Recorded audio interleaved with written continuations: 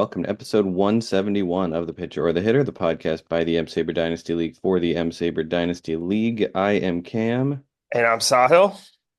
and I just got picked off in the end zone, and I might lose to Middle Tennessee State. How was your day going? My day is my day's going pretty good. I've been watching football all day. And the Orioles. The Orioles have won five of six going into the playoffs. So um that's always it's always Just good. like the White Sox did. Yes. Finally I, getting some momentum. yeah. And I watched Joe Flacco beat the Steelers today, so that was a fun throwback. Oh, that is fantastic. I was not aware that that happened, but I love to see that. Yeah, he came in for an injured Anthony Richardson. Or if Greg is listening to this, Anthony Richardson. I do not get the reference, but It's only for Greg. all right. He will not be listening, so I I guess will this was for no one. I will tell him to listen to the first minute of the podcast. No, don't you worry. All right. Ooh, I just strip sacked them, but they recovered. Anyway, we have a very exciting show. Uh, Coming up, we have our second annual 35 and overdraft. It was a lot of fun last year, and we got a new crop of players this year. We'll see how the draft order differs from last year. But before that, we've got a trade, and it is an all-timer. Yeah, I mean, wow, just oh boy. Yeah, I'm very excited to talk about this one. A lot of moving parts here, but it boils down to I traded Jose Altuve, Dylan Cease, and Aiden Smith to Cam for Junior Caminero and a third round pick. If Caminero finishes with 5+ WAR in a season, I give you my next available third.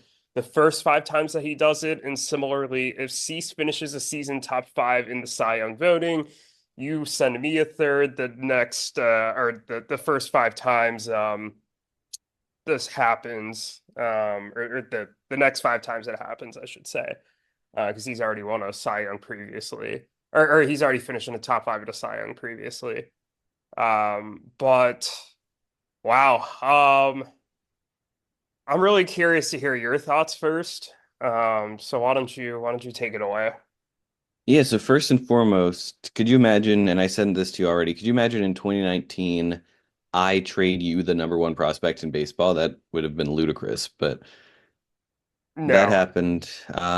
Yeah, I think if you can tell by the way my season ended last year, I needed a top of the line starting pitcher. You know, Zach Wheeler's getting older.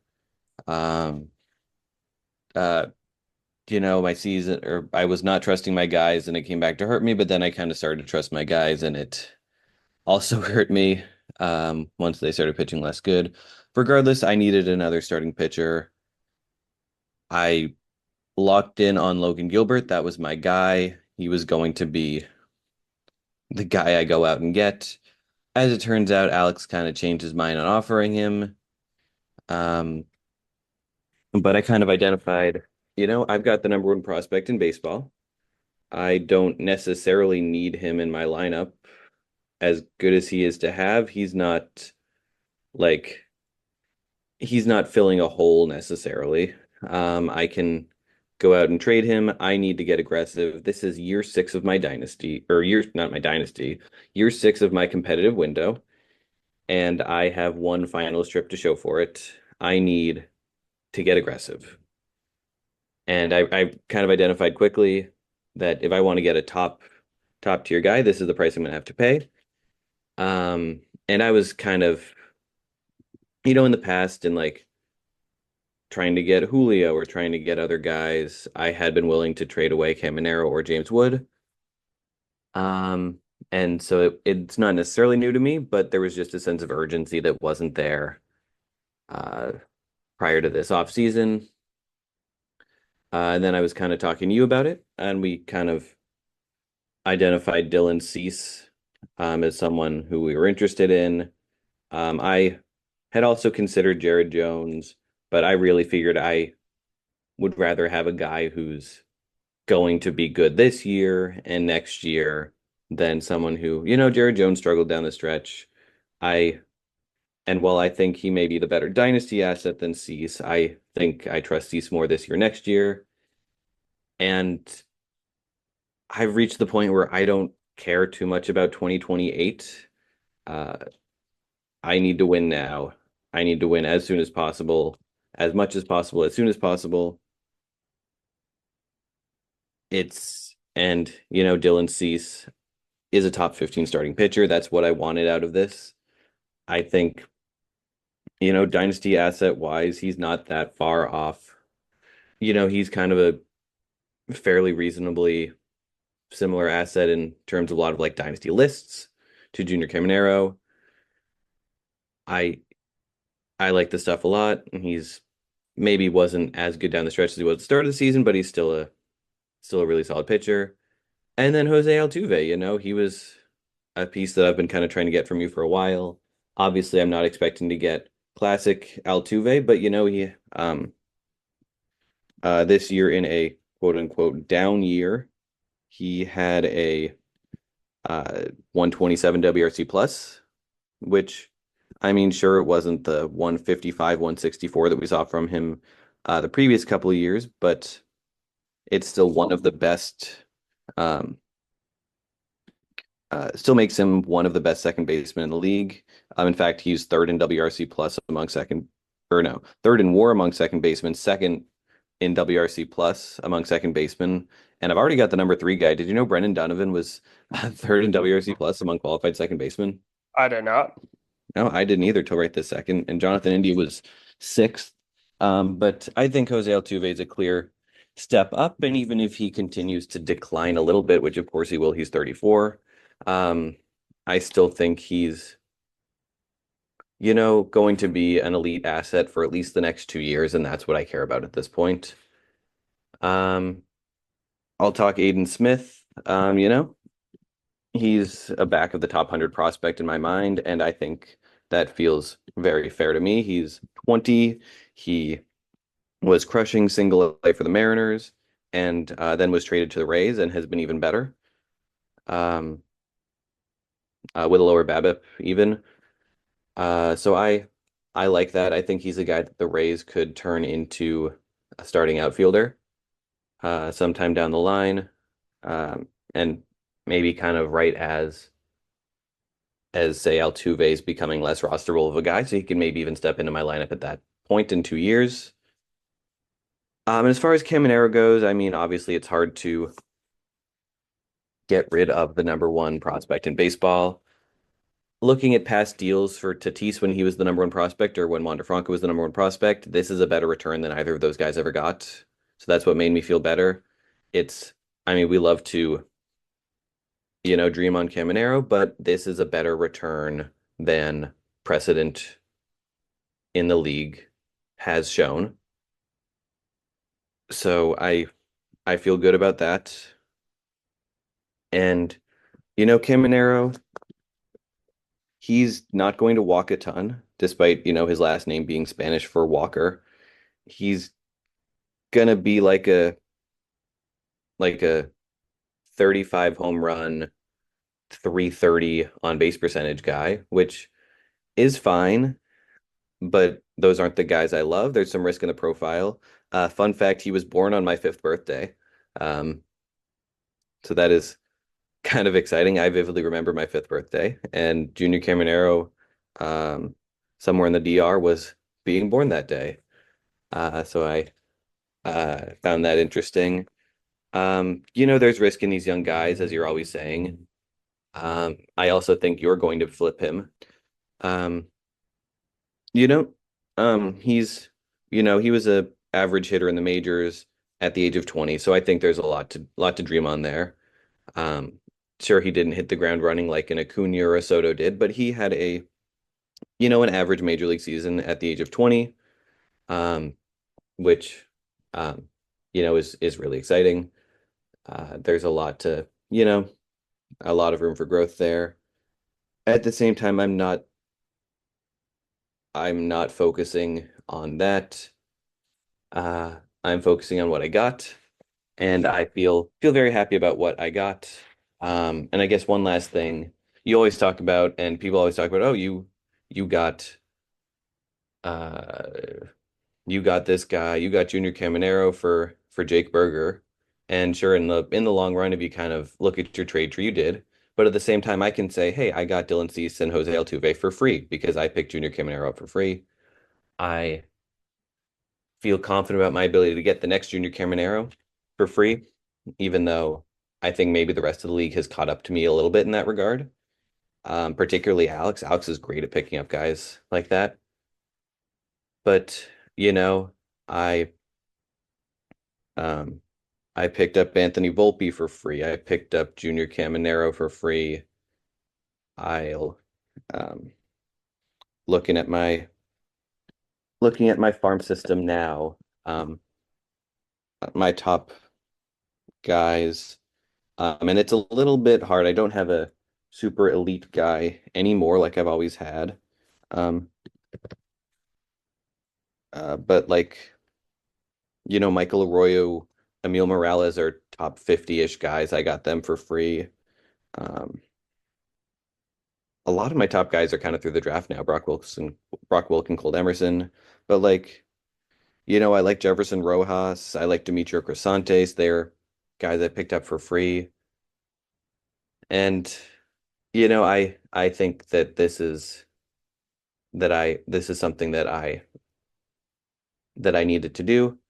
I didn't give up anything I feel uncomfortable deeply giving up, and I made my team better in 2025, and that's what I care about. All right, now, I think you bring up some very good points. I think that this is definitely, a really good trade for you, to fill the needs, that you needed to in your rotation, and you also got back a bat to replace Caminero, but, Caminero is definitely going to be a big loss. So we'll see how this one works out for you. But let's talk about this trade from my perspective. And not only do I want to talk about it, this trade, I think it's appropriate to bring in the other trade that I made a couple days afterwards. We always talk about how I acquire players and then immediately flip them. And yeah, that is exactly what happened here. I traded Junior Caminero and Tyler Fitzgerald to Alex for Wyatt Langford. Um, I'm going to talk about the trade I made with you first, and then I'm going to transition into that. Uh, I think at the end of the day, what it came down to for me was, I'm looking across the league and I'm seeing who had, what do these top teams all have that I don't necessarily have? Where can I improve? And I think the one area that I really looked at was the young position players, young stud position players. Zane has Gunner and Tucker. You have James Wood and Juan Soto and Jackson Merrill and Vlad. And you had Junior Caminero, obviously you don't anymore. And then Eric has Ellie, right?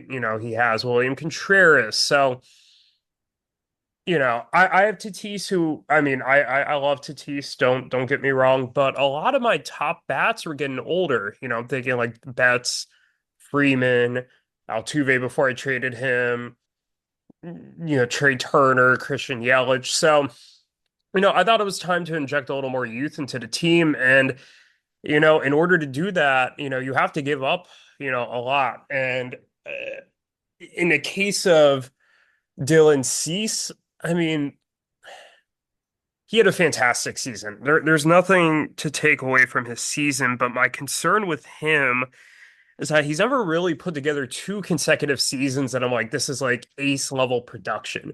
There was a reason that 6 months ago he was, I acquired him for Jake Berger, right? He was coming off a really bad season.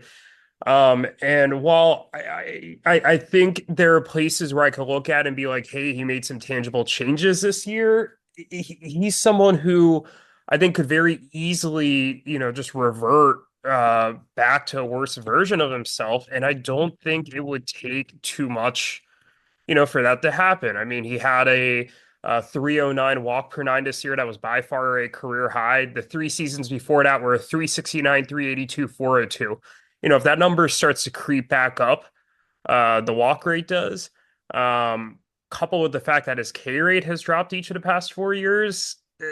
I mean, I could see a scenario where his ERA is kind of back up closer to 4, and I could see a scenario where that WHIP is not 107. That WHIP is closer to like the 120 that he had the 125 that he had in 2021, or the 142 even that he had in 2023. Um, so I like Cease, and I think I've gained a bigger appreciation of him than I had going into even when I acquired him. I just kind of thought he would be able to fill a hole more than me really being like, oh my God, this is my guy. And I think for me, I kind of had to keep going back to my initial impression and feeling of him in terms of determining whether or not he was expendable. And I mean, I think I have a deep enough rotation still with Cole, with Nola, with Freed, Gallen, Jared Jones, Bailey Ober, Gavin Williams, Zach Eflin, uh, and Brandon Woodruff coming back from injury. I think I'm probably going to go out and acquire some more depth, but I still think this is one of the top rotations in the league. And I've now added, a young hitter to, kind of boost my offense towards some of these top offenses in the league. I think another thing I'll say to, talking about Altuve is, I mean, he was not easy to trade. Um, I've had him for 7 years now. Um, he, I mean, I distinctly remember, the first year I really got back into fantasy baseball was the year that we had the inaugural draft, and Altuve was my guy in like every single draft. Him and Yelich I got everywhere. And both of them are really paid off for me. And I got a lot of great years from Altuve, but he's 35, or he's going to be 35 in May. He was still very, very good this year, but maybe not quite as good as the couple years before this. And I'd rather get rid of him 1 year too early than too late. I was kind of burned by another second baseman, Marcus Semien, um, by waiting another year on him. Not that I thought he was bad this year, not that I don't think he's going to bounce back next year, but I know the way that he's perceived value-wise from the rest of the league is lower right now. And I figure,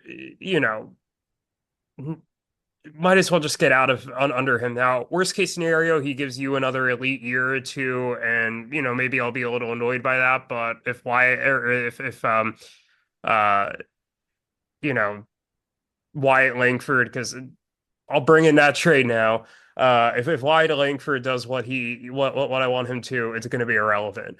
Um, let's talk about the other aspect of this, the Caminero for Langford swap. So, full disclosure, Cam and I had recorded a segment in which I was discussing all the great things about Caminero and why I'm excited to have him on my team.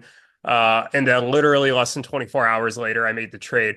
As a matter of fact, I was sitting on a rowing machine in my house working out. It was like 6:30 in the morning. And I get the text from Alex. I wasn't expecting it. He's like, "Yeah, you know what? I'm good to do this." So I was like, "Great, let's announce it. Let's get this going." Unfortunately, Cam and I had recorded like less than 12 hours before. But I think both Caminero and Langford are going to be studs. Um, I think that Alex got a really good player. I think I got a really good player. And I have no doubt we're going to be happy with the returns. For me, I personally had Langford ranked a bit above Caminero. If you're kind of looking at that whole group of rookies who debuted this year, talking about like Langford and Caminero, James Wood, Jackson Merrill, Jackson Holiday, Kobe Mayo. I think Langford to me was more towards the top of that list, and higher than Caminero. Um, I think he has better plate discipline, and that it's just that's a really important skill set to me. And maybe he's not going to hit the ball as hard. His barrel and hard hit rates weren't as great as Caminero's was in his short time in the majors, but Langford's hard hit rates got better as the season went on. And he began to look more comfortable. It was really evident in September, and I think that's kind of what pushed me over the edge with him was that, he was not only the AL Rookie of the Month, he was the AL Player of the Month. That's happened 11 times in league history. He just looked every part of a future stud. Finished with 16 homers and 19 ribbies this year. Um, 74 runs, 74 ribbies in 134 games. Like, there's no reason to me he can't be like a 25, 30 guy. And the reason I'm saying 30 is because he has a 98th percent sprint speed. So, um, I think he's due for a monster year. I really think that he is just going to be. Uh, I think he's a top 20 to 25 dynasty asset, and I think I have Caminero slightly lower than that. Um, so I mean, for me, just to get a guy that going into the season for me was like a top two dynasty prospect is just, I mean, I'm ecstatic to have him. And I'm very much looking forward to seeing how he performs on my team. And then from Alex's perspective, I think Caminero, he's a little younger than Langford, and I think he's just not as established. So, for me as a win now team, I have a harder time going in on somebody like that. I want somebody who I'm a little more confident is going to give me uh, some uh, some high end production this season, especially with me trading away both Cease and Altuve, who were big contributors for me last year. Um, but Caminero's power is definitely better than Langford's. I mean, he smokes the ball. I'm a little concerned about the plate discipline. I do like that he very much hits the ball all over the field. He's not just a pull hitter. I think he's a good command, of the zone, but I do worry that he's going to whiff a little too much while not walking enough perhaps to maybe limit his ceiling a little bit.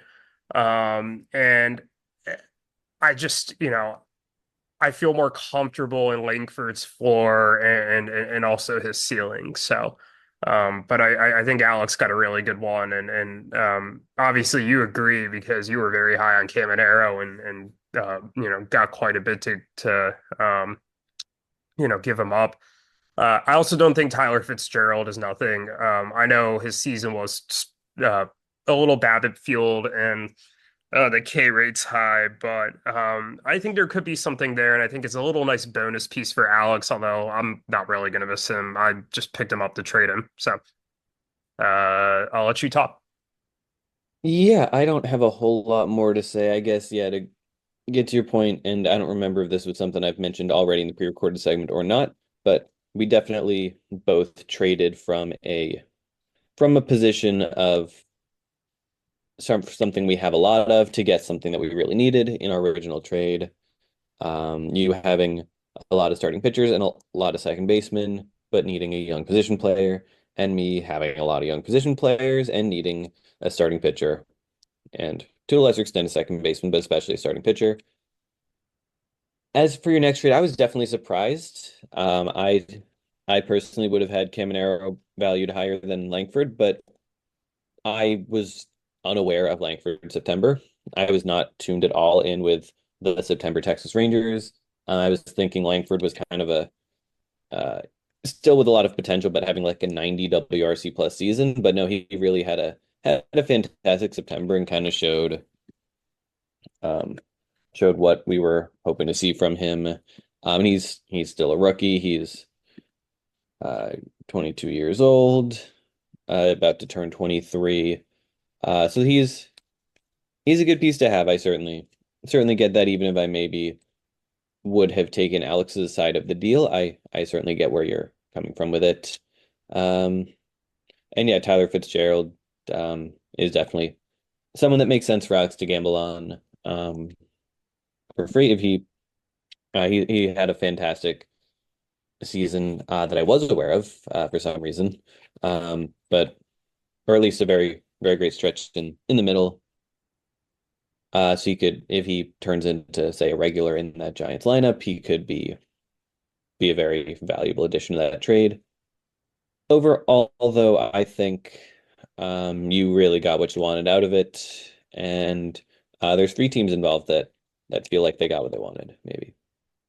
Yeah, I think you hit the nail on the head. I think three teams got what they really wanted, and there's a lot for all of us to be happy about. So Yeah, and if we had done it as a three-team deal from the start, maybe I could have gotten a prospect from Alex out of it, but that is okay. Yeah, anything else that we have to talk about, discuss about either of these deals before we get into our segment? no, I just hope that neither of us makes a trade at 6:30 tomorrow morning, which immediately invalidates everything that we just said tonight. I mean, we both have a trade in the chamber, but mine isn't stop the presses type of trade like this one. Yeah, neither is mine, but we'll see. We shall see. Fun facts. We were actually pretty spot on as to what yellow square uh or what at what time Altuve would come off the roster relative to the other yellow squares. So if you recall when we did the yellow square episode, there was 21 players who were still yellow squares. You said Altuve would be ninth, the ninth to last yellow square. I said 10th to last. It ended up being in our combined ranking ended up being ninth to last, and he was ninth to last. So nice job by us. Interestingly, we both picked Yelich and Freddie Freeman to come off my roster before Altuve, and both of them are still on my roster. So that one is a little interesting. And I'll also say, in addition to the yellow square coming off, Cease was an OG draft pick of mine. So he Ooh, was a green square. I Um, don't know if I knew that. yeah, he never made my major league roster in his first stint. I traded him away pretty quickly, but yeah, he was my 24th round pick. Um, and He was he still with the Cubs at that point? no, he was at the White Sox. Gotcha. But he was, yeah, still a prospect though, I'm sure. Yes, exactly. Uh, that is that is exciting. But yes, Altuve will be in his age 35 season. However, he is not eligible for our next segment as we are only picking guys who are, as of today, we are recording September 29th, 2024. We expect this will be up sometime later next week. But if you are 35 or older on today's date, you are eligible for our second annual 35 plus draft. Last year, you kind of uh, you outperformed me in the draft, at least at least on a season long basis. I We were just kind of playing each other in a series of matchups, and there were um, two teams because in ESPN you have to have a minimum of four teams. So we had one team with guys with Q in their name and one with guys with Z in their name. It was a whole thing. But regardless, you went 11, 8, and 3 against me in the regular season. Um, I went 8, 11, and 3 against you in the regular season, although I did win, I think 6 of the last 7, but you beat me in the playoffs to be crowned winner of the 35 plus league. Um, some of my top performers, I had Paul Goldschmidt. I had Craig Kimbrell was not good. Alex Cobb, Kyle Gibson was okay. He was one of my better pieces. Not the best roster for me overall, I would say, whereas you um, got a solid season from Justin Turner. And then, yeah, your pitching was largely better than mine. It's a whole new ballgame this year, and I'm excited to see how we pick. I am excited as well. Um, All right, but we randomized the draft order. You will be picking first. Sahil, are you ready for this second annual 35 plus draft? Yes, I am very much ready, and I think my first pick is a very easy one, although you seem to think that there is somebody else who is also very good who's up here, but I think it's pretty obvious, and the answer to that is Freddie Freeman. Um, I think he is uh, just still awesome hitting the ball. I mean, future Hall of Famer. He had another really strong season for the Dodgers. I mean, he is. I don't know how he keeps doing it, but I'm very excited to have him on this roster. He was not eligible for last year's roster. He just turned 35 this year, but um, yeah, I'm excited for excited to add him to the squad. Definitely a good pick. I do think there were two names that are um, that I was between for the number one pick, and I'm very happy to take this other guy, also who was not eligible last year. It's Chris Sale. Yeah, that's a good pick. Um, I'm a little concerned he's not going to quite keep it up to the level he did this year, and that was the only reason I preferred Freeman. I think Freeman's a safer bet. I think that's certainly fair. I think really what this game is going to come down to is availability more than anything. Last year, most of the guys that we took did not play a full season in the majors, did not get a ton of plate appearances. So if we can pick guys who will get a lot of innings or get a lot of plate appearances, it will help us dramatically. So Chris Sale does have some risk there, but I am hopeful that he'll be a good first pick. Absolutely. All And right, are who we snaking this? I think we're snaking it, right? we are snaking. All right. So with my second pick, I uh, I think there's a big gap after number two. I'm going to run it back with Paul Goldschmidt. I know this season was not that great for him, but the Statcast page is pretty red. He's going to be out of St. Louis, uh, where I kind of overstayed his welcome. I think I am hopeful in a bounce back from him in 2025. Interesting. You skipped over one name that I was really hoping you were going to skip over, so I appreciate that. And his name is actually, let me just confirm his age. Yes, is Jacob deGrom. Yeah, yeah, I didn't really have him anywhere near the top of my board. Personally, I was, uh, not super confident that he's going to come back well from injury or stay healthy. I get banking on the upside. I was not at any point going to be the one to take Jacob deGrom. Interesting. I just think that he has a pretty stable or not stable, but I think that the upside is so high, and I think as long as he can stay healthy, I think he's going to be in pretty good shape. And I was encouraged by the fact that he did come back at the end of this year and look pretty dominant. So, yeah, I mean, there's certainly some risk. I mean, Jesus, he is. It's actually worse than I thought. He has not thrown more than 92 innings in a season since 2019. That Um, is, yeah, yeah, which is pretty wild. But I mean, I think it kind of like Chris Sale, right? We just had like with there before this season, there's like 3 seasons of Sale where he threw like not that many innings. Like it might have even been less than what DeGrom just did. Yeah, he had 102 and two thirds, 5 and 2/3, and 42 and 2/3 in the 3 seasons before, and he didn't pitch in 2020. So he was like a mess before this year, and then he really just balled out this year, came back healthy. And I guess that's kind of what I'm banking on with DeGrom. Next seems a little trickier. Um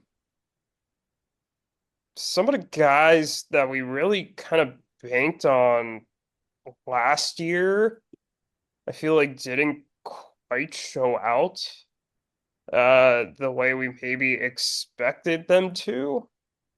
Um, Especially in the pitching side. And I Hmm.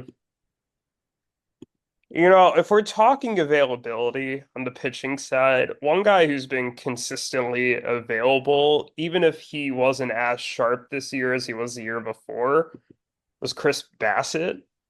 And Okay.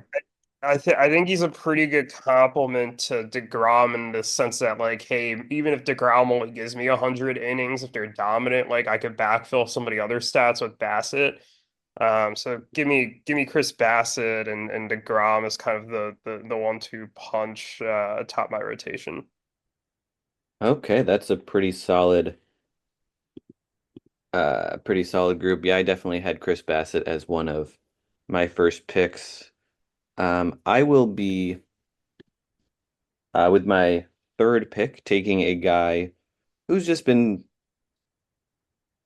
um who's just been incredibly consistent. He's going to be a guaranteed 15 homers.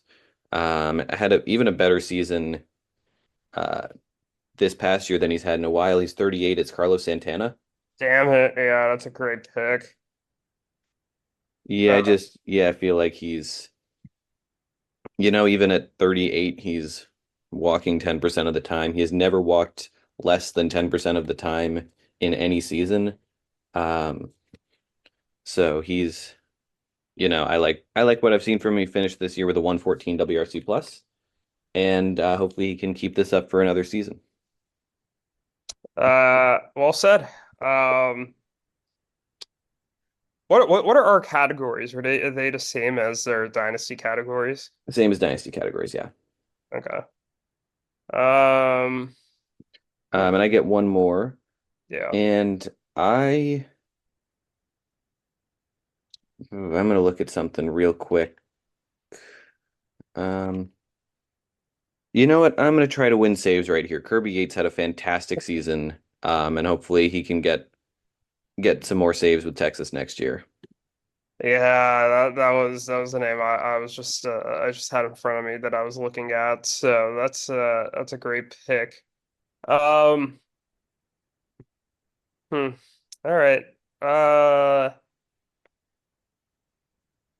feel like I could really just hammer a couple of positions in and just pretty much take you out of the running for them, but I don't know if I want to necessarily. Interesting. I'm not sure if I've mentioned this yet, but we are doing just nine hitters and nine pitchers, and doing regular categories in our league, but not worrying about positions just because not a lot of catchers out there, not any shortstops. I don't have a single shortstop on my board. Um, so it's definitely uh, definitely smart to just do nine hitters, nine pitchers, I feel like. Yeah, I certainly agree with that. I'm gonna take for my next guy here. I don't feel so. It's George Springer. Now, he didn't have the best season this year. He had a 95 WRC plus, a 303 OBP, but he still nearly won 2020. He had 19 homers and 16 steals, 74 runs, 56 RBIs.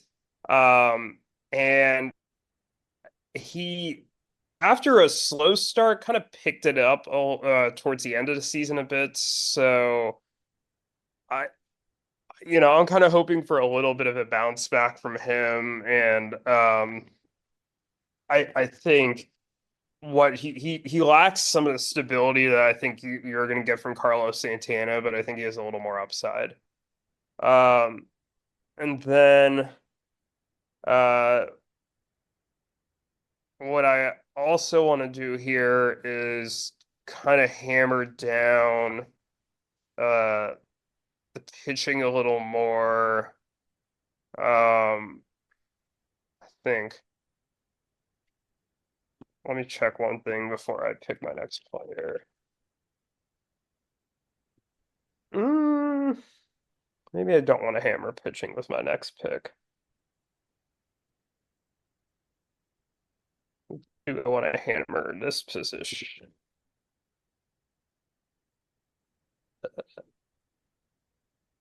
You know what? Give me it's not going to be sexy. I can tell you this is not a sexy pick at all. But give me Mark Kanya. Ooh, good pick. I was hoping to get him later. Yeah, and the reason I say it's not sexy is he only had 7 homers and 7 steals this year. But what he's gonna lack there, he makes up for in just purely getting on base. Uh, I mean, he's had like almost a 350 OBP this year. I mean, even for younger players, it's kind of hard to do, and I think it's just kind of some boring consistency. And I know he's going to get at bats from whatever team signs him, so like he should play close to every day. I think that's a really great pick. Yeah. Yeah, good job there. I will, with my first pick of this round, take my boy Yu Darvish. He missed a good chunk of the season with some personal issues, but when he was healthy, he was better than he was in 2023. He's just kind of been a paragon of consistency ever since his kind of mid-career revival. He had 3.31 ERA and 81.2 innings. FIP wasn't quite that good, but it was still good. Um, and you know, I feel happy with him as as a guy who's gonna run it back for another year. Um, and then with my next pick, let's try to win stolen bases. Starling Marte is the only guy here who's gonna get them. So let's take Starling Marte. No, I don't know. Springer did have 16, Freeman Okay. had 9, Hannah had 7. Uh, I have some stolen base guys. Okay. Well, you've now I've got a stolen base guy, I guess. Yeah, you Darvish was a nice pick. I thought he also dealt with an injury this year, and that's kind of what took He me might off have, yeah. a little bit. I think he was simultaneously hurt and was dealing with the personal issue. Um, but yeah, I mean, just another solid season from him. I can't fault you for that pick. Okay.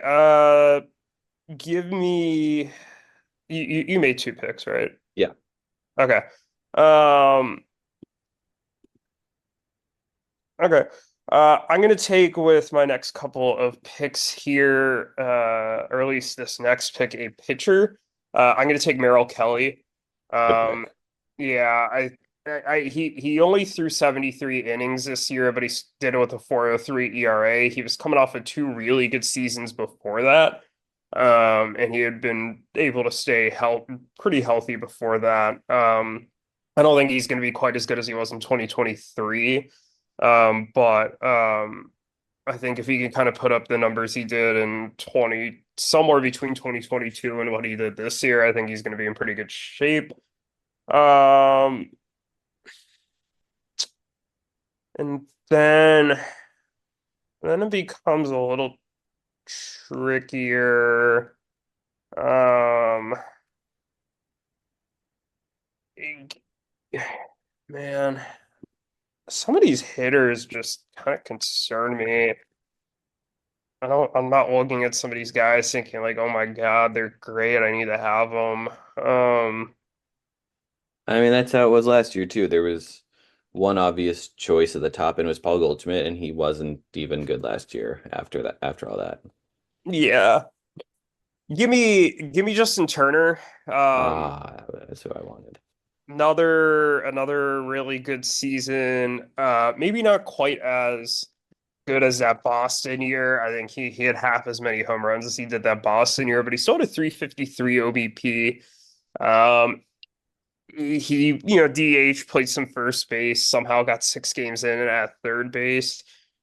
And I think he's going to find a team this offseason. He's not just a DH only at this point of his career, and I think that that's going to help him still be find himself on a team. And I mean, he just continues to rack up a lot of games played, so I'm pretty comfortable with this pick.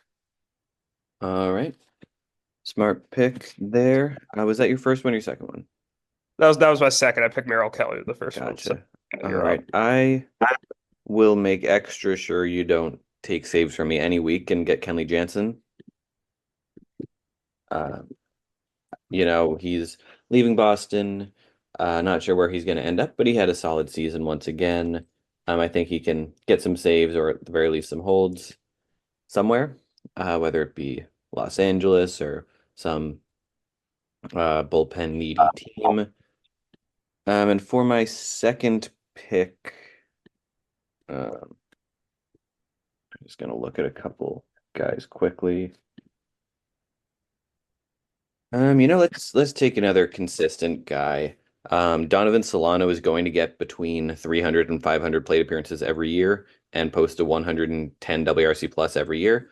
I like him a lot. I took him at about this point last year, and he paid off for me. So let's take him again. Let's run it back.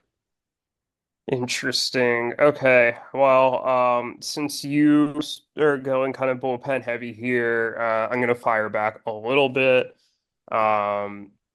with two picks.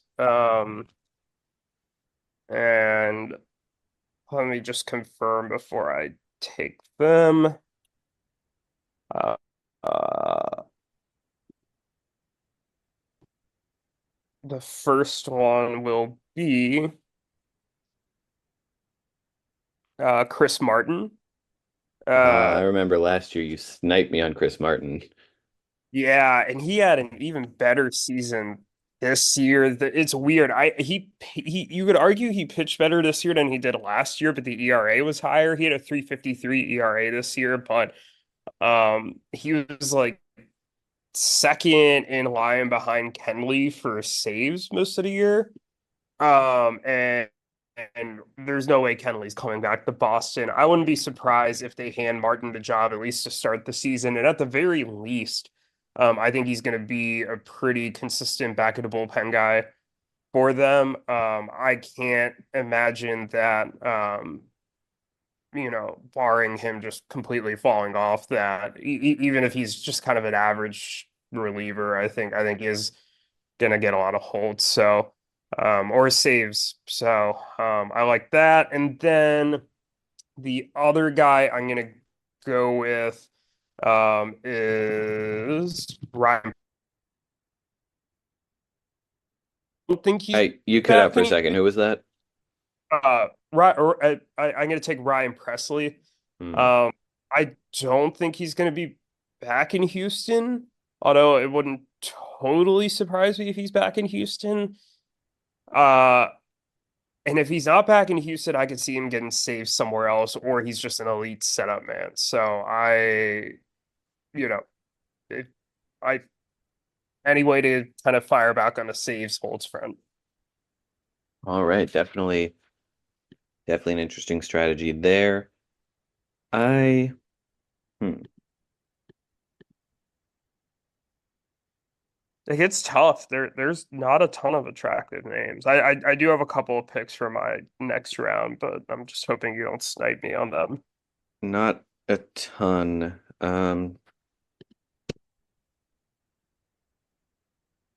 Oh, I have one that I'm gonna be really pissed if you snipe me on. Actually, two,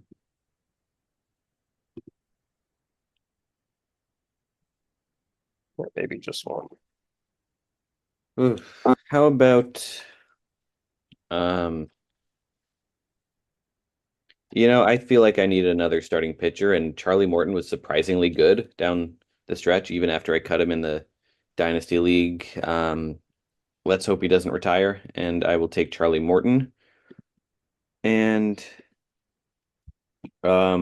if I'm looking for someone to get 500 plate appearances, who better than Andrew McCutchen to get me them? God So damn it. Yeah, take you. him. Yeah, he was gonna be my next pick.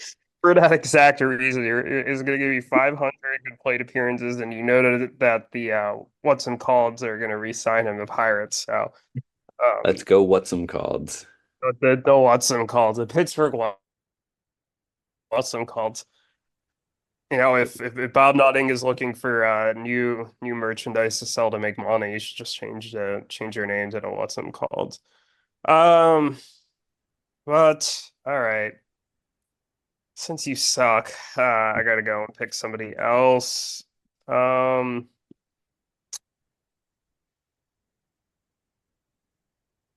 oh, this might actually be a good name. How did he do this year? No, no, that's right. I'm gonna take one more roll of the dice on he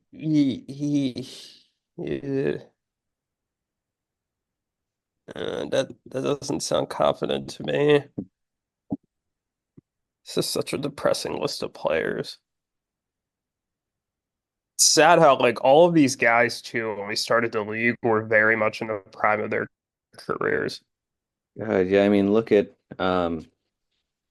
he's way down on my board. I don't think I'm giving anything away, but Anthony Rizzo, I once traded for him, and I he's someone I might consider with my last pick, but um, yeah, it's kind of sad how far he's fallen. Yeah, or like Carlos Carrasco was a stalwart for my team for many years, and now he has completely fallen off. Um,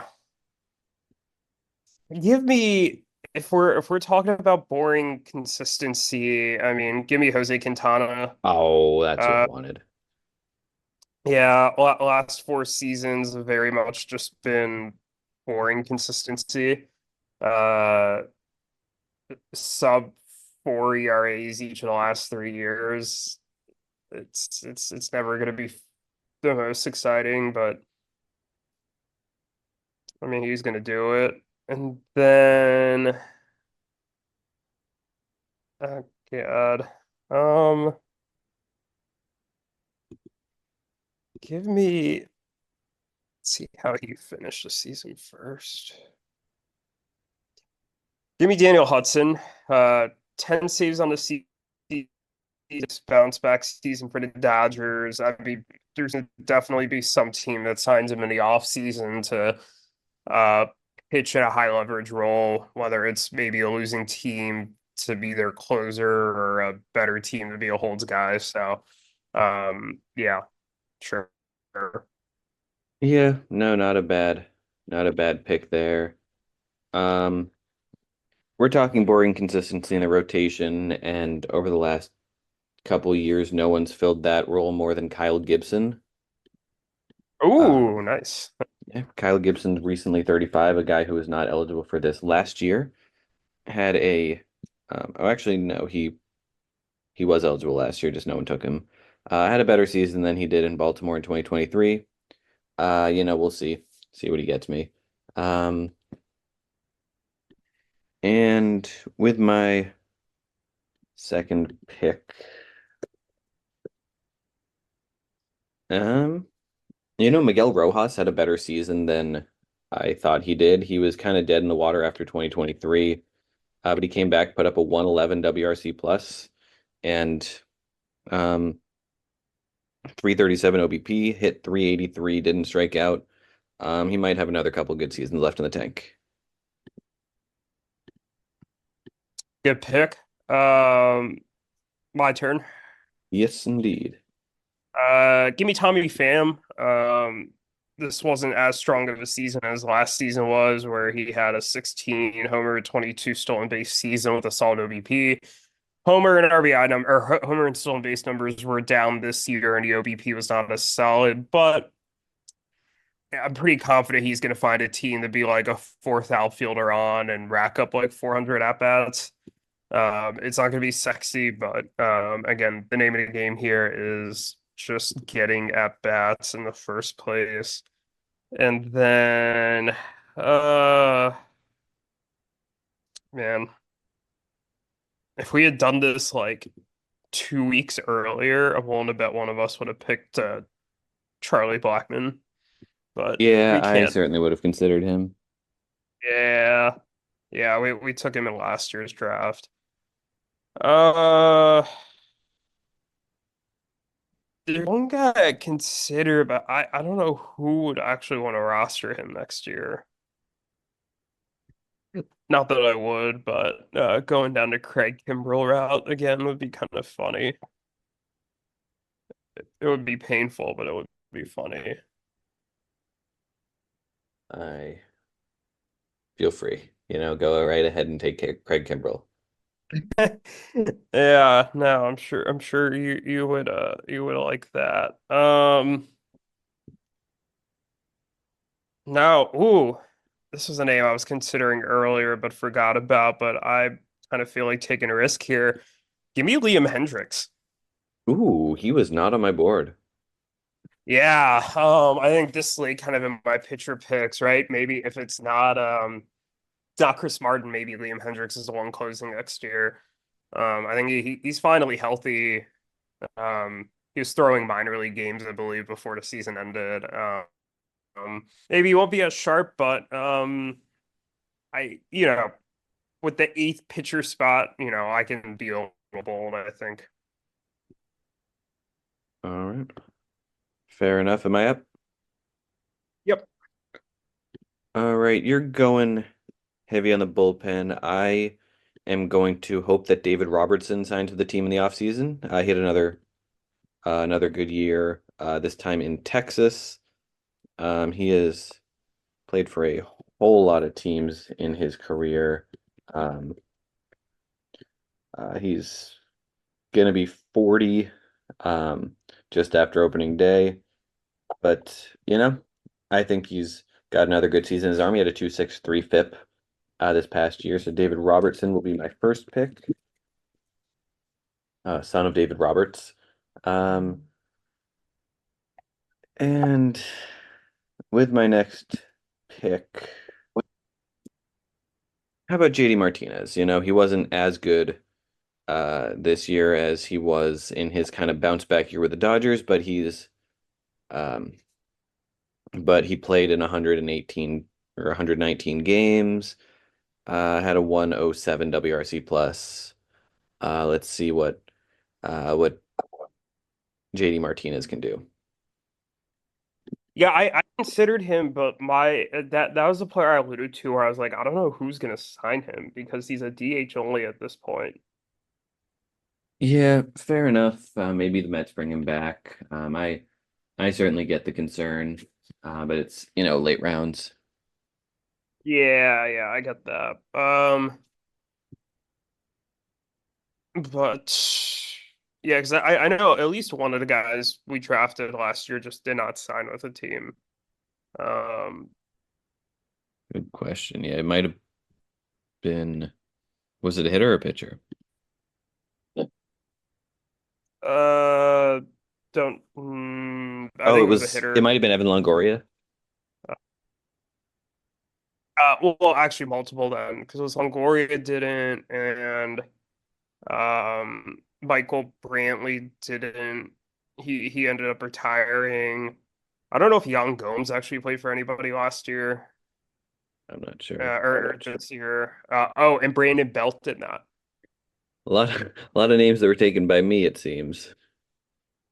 Yeah. In your defense, I thought for sure Brandon Belt was going to sign with someone. That one genuinely didn't make any sense to me. But speaking of the guys who didn't sign with anybody immediately, but I'll take a little bit of a gamble on here. David Peralta had a nice bounce back season. He had a 118 Okay. WRC plus in 256 plate appearances for the Padres. Um, Maybe with how good he did, he signs with a team for more money. You know, it's a little more run. And then let's see.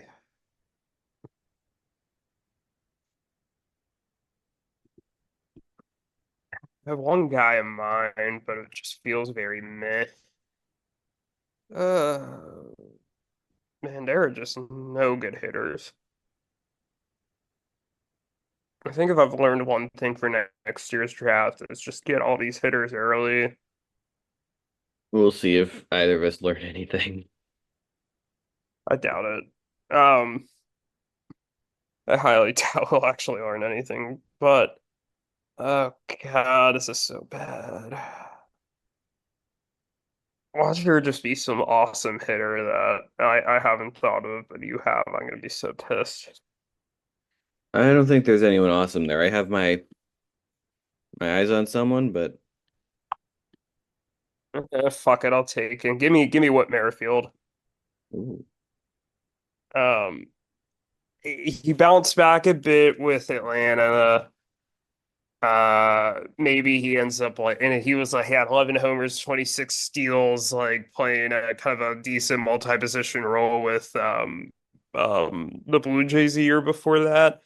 He has a position flexibility where I think he could sign as a super utility man for some team and maybe become relevant again. Okay, fair enough. I suppose we'll see how that turns out for you.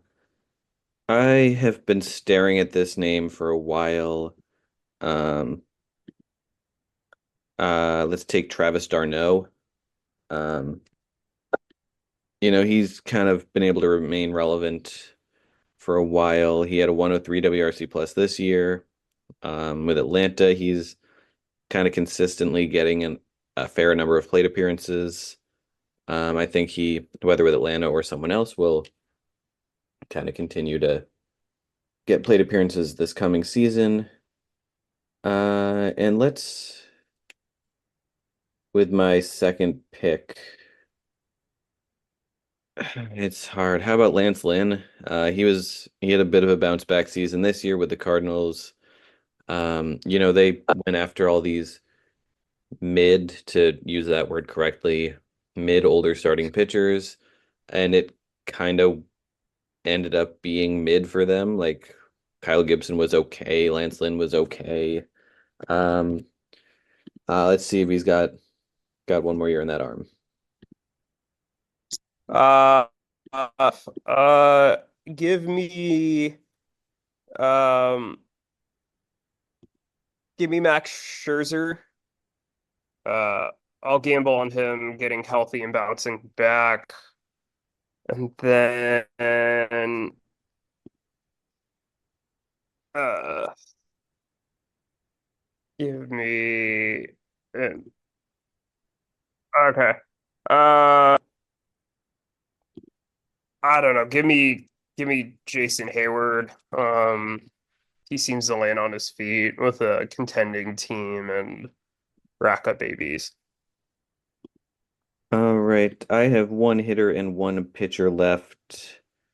Um, there's really only one hitter left that I think I'm like,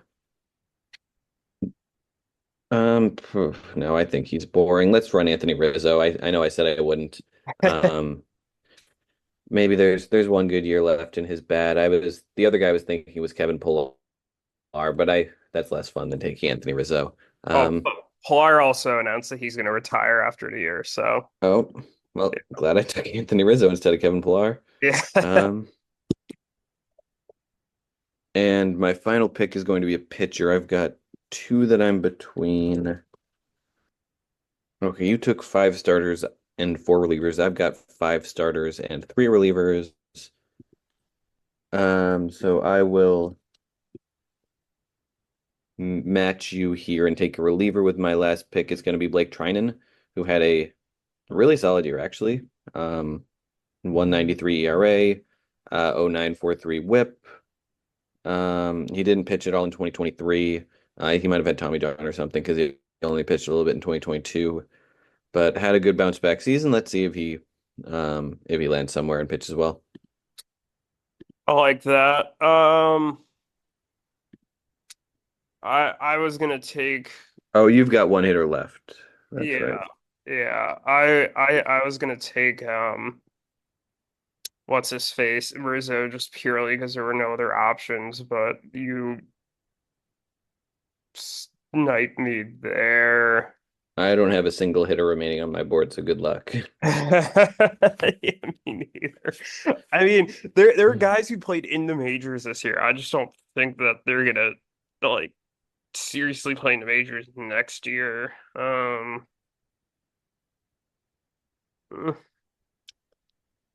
Tisk, tisk, tisk. You see, on the flip side, there's more pitchers I wouldn't mind gambling on. And I think that's where I should have thought that one through a bit. I should have prepared a little more beforehand. Could take Kirk Casale. Uh, Forgot he's still The around. Braves right there. I took him last year, I think, and how that didn't end so hot. Patrick Corbinson right there, if you'd let me take him as a hitter. I will not. You suck. If we had waited another month, we could have drafted Gunk. Oh man. Yeah, I think we're doing this about the same time of year we did last year, so I feel like it makes Yeah. sense to do this now, but that is a bummer that neither of us will get to have Gonk until next season. Yes. Or Gunk.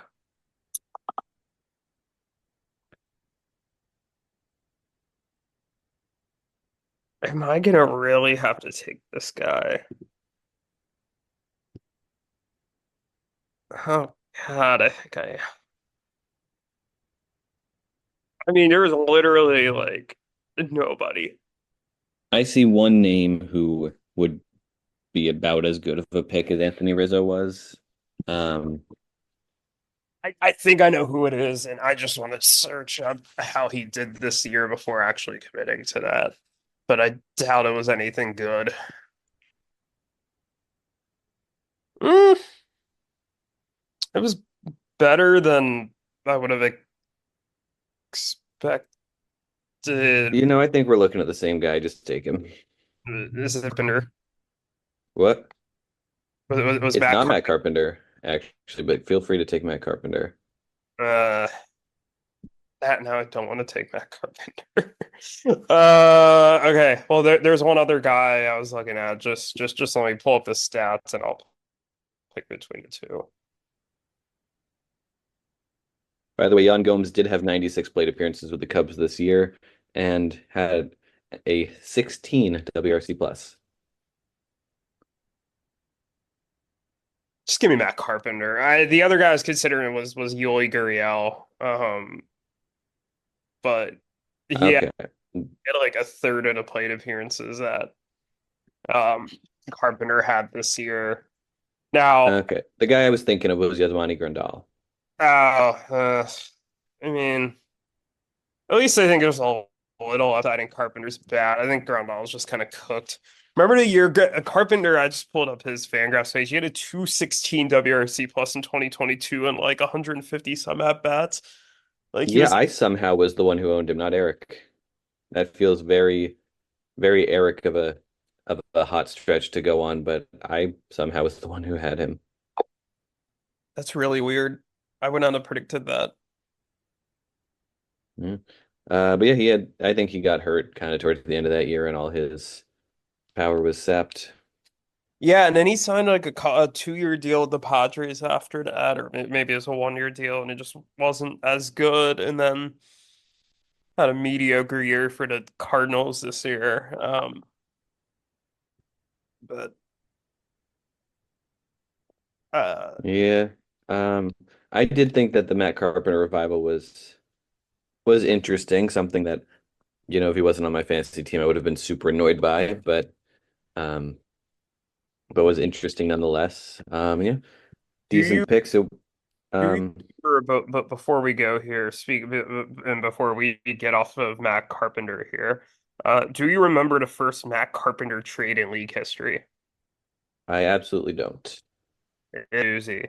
And I still remember where I was, and I think I've said this in the podcast before, but Eric and I were doing softball practice. Um, uh, the one summer that we did M-SABR softball. And this is back in the day where Eric announced all our trades. Like we chatted to him, and then he would announce them in the chat. Which, in hindsight, I don't know why we for so long just assumed that that was the only way we could do it. Um, I acquired Matt Carpenter from North Korea. I gave up Amir Garrett and Josh Naylor. Oh boy. Yeah. So just Remember Amir Garrett's brief bit of relevance as the Reds closer? I do. I do. What a good Man, time. I mean, these guys that are hotheads, they're fun when they're pitching well and they're annoying when they're not. Yep. 100%. Man. But yeah, that was our draft. We've each got nine hitters and nine pitchers, we somehow managed to find 18 pitchers, 35 or 18 hitters, 35 and over. We'll see how many of them end up getting major league time this year. Sahil, do you have any other names that you were kind of looking at? Uh, Justin Verlander, um, could be an interesting bounce back, although I kind of think he's cooked. Like he's just not pitching well.